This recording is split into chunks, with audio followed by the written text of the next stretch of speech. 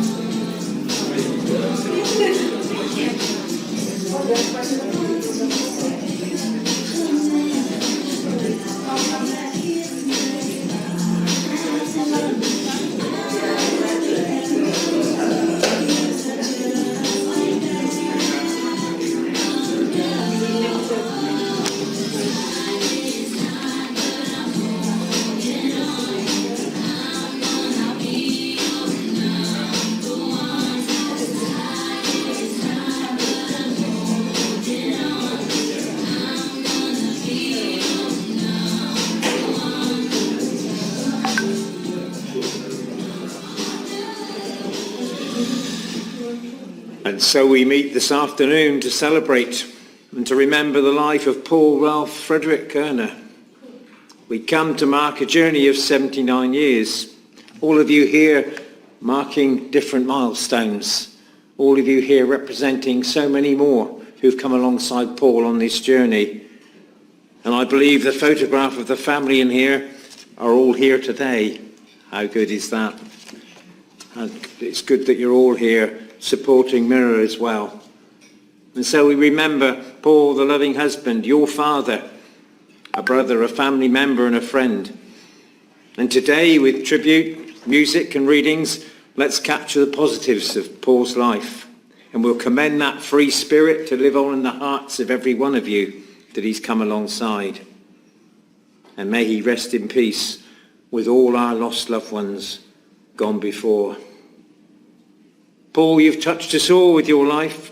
We bid you farewell with sadness, but also with smiles that we've all been lucky enough to have known you. I invite Robin to come forward and pay a few words to his dad. So this is where, above all else, I get to give thanks to and for the man who made me. A man who did all he could to set me up to do anything that I could. And before I say a little about him, let me say a few words of appreciation for his wife Mira, who was at his side when he passed, and for the 18 years prior. Because of her, I never had to worry that Dad would face the loneliness, fear and anonymity that strikes so many who go through the kind of long physical and mental decline that he did in the last few years of life.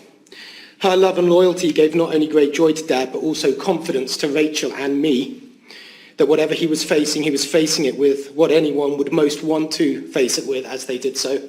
Certain love, given and received. So thank you, Mirror. Many of you listening to me now had your own moments with Dad at his best. And who was he at his best? Well, first, he was a man with no sides. A lot of circumference for much of his life, but no sides. He changed for no one and no thing. He was nothing if not utterly authentic, and if you asked my mother, a little bit too authentic at times. Authentic, cheekily irreverent, and wonderfully guileless. I didn't know it till years later, but my education took off soon after Dad slipped his arm around the very Puritan and Victorian principal of the first posh school I ever attended. She'd evidently never had any man's arms on her shoulder other than those of her late husband, so my mother's stomach churned at Dad's obliviousness to propriety. Dad's classless charm, however, as always, worked a treat, and thanks to that arm and the sacrifices that he subsequently made, I've enjoyed a life of great opportunity. At the other end of my education, by the way, Dad gleefully informed me that he'd just hire a minibus for the day of my graduation, park it up at the college, and the whole family could just pile out in all their finery. The thought of a big rent-a-van ad on the side of a vehicle parked up at a 13th century Cambridge college tickled him rotten, as it did the rest of us. The problem was, knowing Dad, we weren't quite sure whether he'd actually do it. Which brings me to his sense of humour, another one of his defining traits. Dad remains to this day the only person I've ever met who could tell a joke and have me in stitches long before he got to the punchline. It really was the way he told them. And not just the way he told jokes, but the almost childlike simplicity and honesty with which he engaged and responded to all of life. I remember as a teenager, having never seen my dad ill, coming around the corner into the dining room one day to find him on the phone to the doctor. All I heard was, "Next Monday? Why would I want to come next Monday? I'm ill today," said with genuine perplexity. How do you argue with that? It's as if Paul had some of the best qualities of Del Boy, so it's perhaps no wonder that he was every bit the salesman that Del Boy was too. In his heyday, my dad could sell the proverbial snow to Eskimos, and he was in his element when he was doing it. Many of his happiest memories were of hustling at home and abroad, disarming people with all the cheeky charm that came with the qualities I've already mentioned, and signing up those orders. Sales is hard, I know, because I've done it, but for Dad it was a joyful game to which he brought all of his gifts and skills to make things happen and get things built. He never stopped telling stories about his days in ladies' underwear at the start of his career, to beating new paths at home and abroad as a sales manager with all his colleagues and friends that he made along the way. At the end of his life, he turned a little philosophical. His diseases gave him a lot of time for stock taking, and it meant a lot to me that he did some of that. In our very last conversations, he acknowledged mistakes without any attempt at justification or defence, and the ones that mattered to him most, of course, concerned his family. At heart, Dad was through and through a family man. At heart, he was a romantic too. When he fell short, it was not for lack of love, but for lack of capacity. He made more than one sacrifice of a lifetime for those he loved. Even though they didn't always pay off as he'd wished, as he was the first to admit. If Dad is listening, and I hope he is, along with his mum and dad and the family, the rest of the family with whom he was confident he'd be again, then I most want him to hear this. I might be biased, Dad, but your greatest legacy is sitting in this room. It's the lives you made and helped to make well. As the old saying goes, the kids are all right. Love you, Dad. Well done.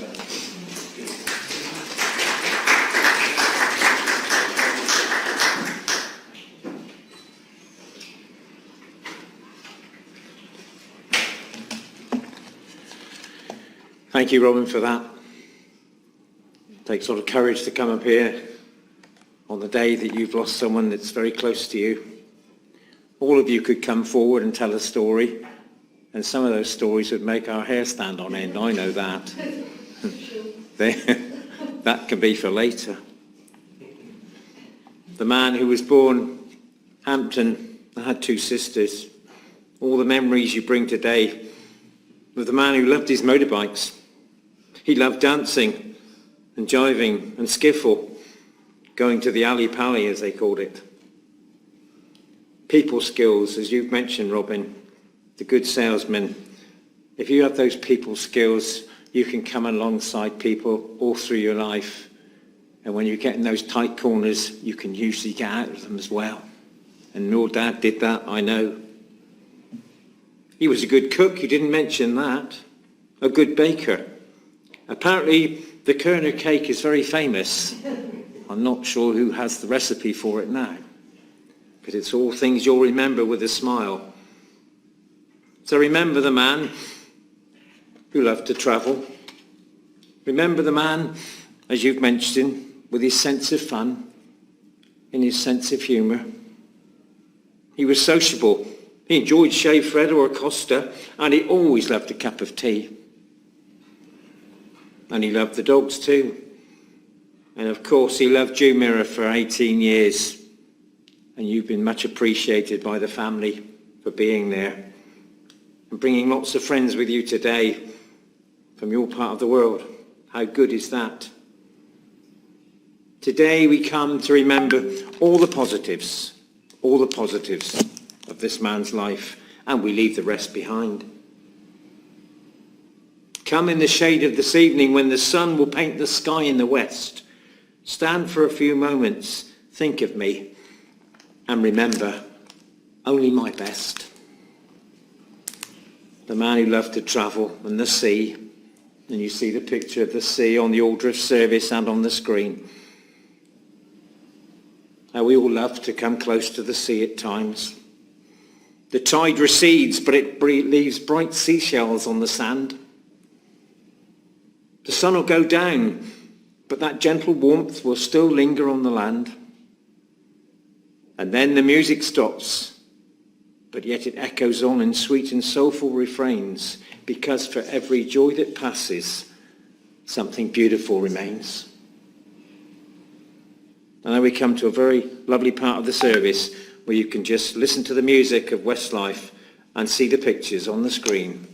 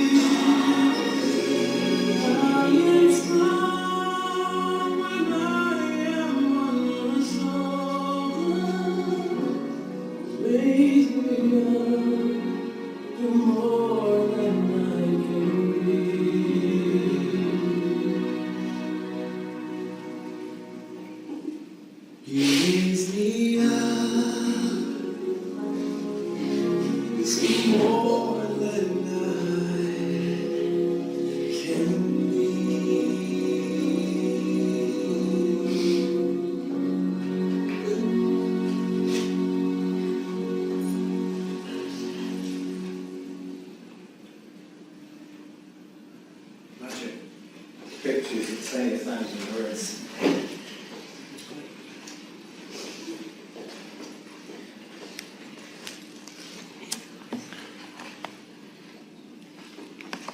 I think you captured it all, Robin, when you said, thank you for making me. The family comes today in full blossom, and the family continues. And with you alongside as well, Mira, the loves travel on. Thankful am I that I've lived in this world and known the many joys. How I love that picture of you, the family. The tapestry of life, both joy and pain, is ours to live but once and not again. So when I look back on my richly varied years, I crave no more. Thankful am I that I have lived.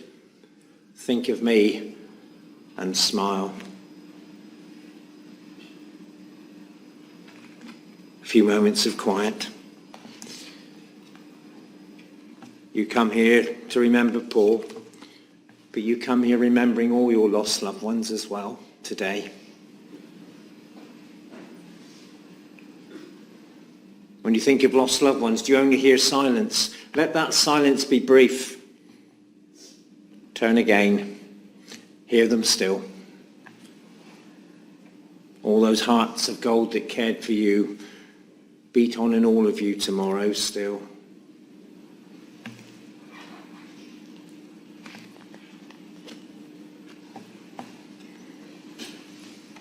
So will you please stand?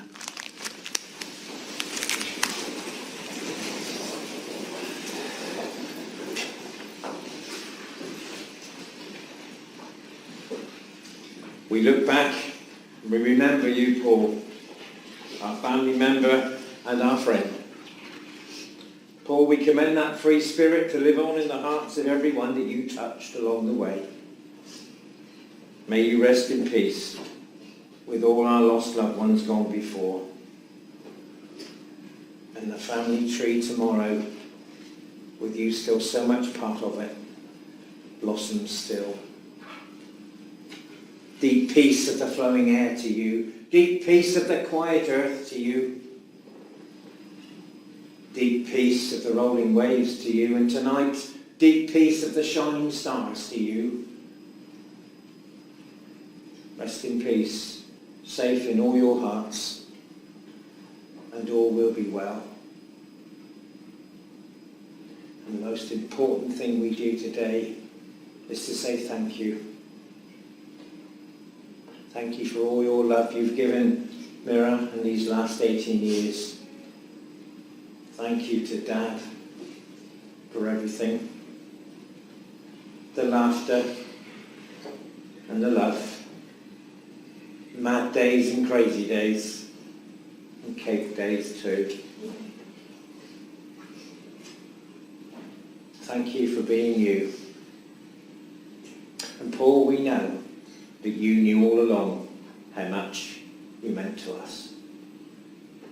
And the threads of love that bind us together on this journey are not unravelled today. Please be seated.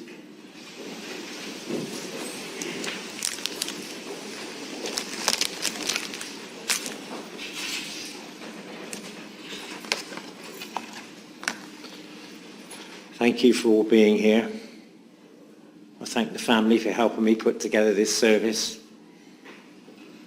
and for you coming forward, Robin, and centralising all our thoughts. Thank you all so much. Together we fill this chapel. Together we live. Together we love. And today in your loss, together we will lift. And we end this service with a smile. Right said Fred.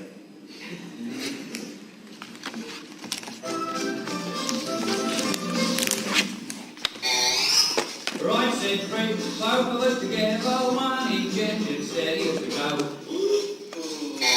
Tried to shift it, couldn't even lift it, we was getting nowhere, and so we had a cup of tea, and right said Fred, give a shot to Charlie, up comes Charlie from the floor below. raining, he'd been complaining, we was getting nowhere, and so we had a cup of tea, and Charlie had a think, and he thought we ought to take off all the handles, and pick what else the candles, but it did no good, well I never thought it would. All right, said Fred, have to take the feet off to get them feet off, wouldn't take a most things. Took its feet off, he took the seat off, should have got us somewhere, but no. So Fred said, let's have another cup of tea, and we said, right-o. All right, said Fred, have to take the door off, need more space to shift the subzone. And that switch is taking off the inches, and it got us nowhere, and so we had a cup of tea. Right, said Fred, have to take the wall down, that there wall is gonna have to go. Took the wall down, even with it all down, we was getting nowhere, and so we had a cup of tea. And Charlie had a think, and he said, look Fred, I've got a sort of feeling, if we remove the ceiling, we were up for 2 weeks, got the blood through. All right, said Fred, climbing up the ladder with his crowbar, gave a mighty blow.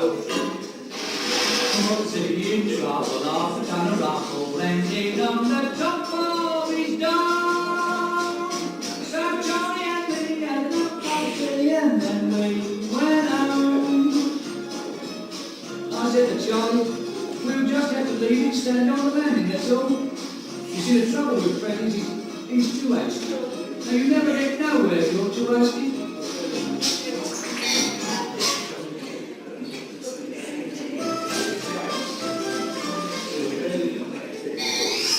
Right, said Fred, both of us together, one in Jenny, steady go. I just couldn't keep listening, we were getting nowhere, and so we had a cup of tea. Right, said Fred, give up Charlie, up comes Charlie from the floor below. I'll just glad he'd been complaining, we were getting nowhere, and so we had a cup of tea. And Charlie and Fred, take off all the skins, everything for else, but he didn't know it was well, all right, said Fred, and that thing off, that thing should have gone us somewhere, but no. So Fred said, let's have another cup of tea, and we said, right-o. All right, said Fred, have to take the door off, need more space to shift the subzone. And that switch is taking off the inches, and it got us nowhere, and so we had a cup of tea. Right, said Fred, have to take the wall down, that there's always gonna have to go. Took the wall down, even with it all down, we was getting nowhere, and so we had a cup of tea. And Johnny had a think, and he said, look Fred, I've got a sort of feeling, if we remove the ceiling, we were up for 2 weeks, got the blood through. All right, said Fred, climbing up the ladder with his crowbar.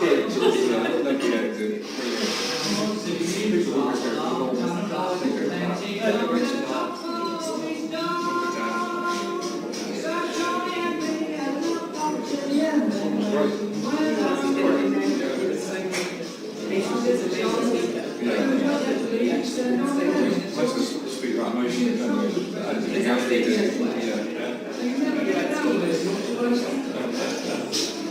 Going to friends. Yeah, I was outside waiting for you. Right, said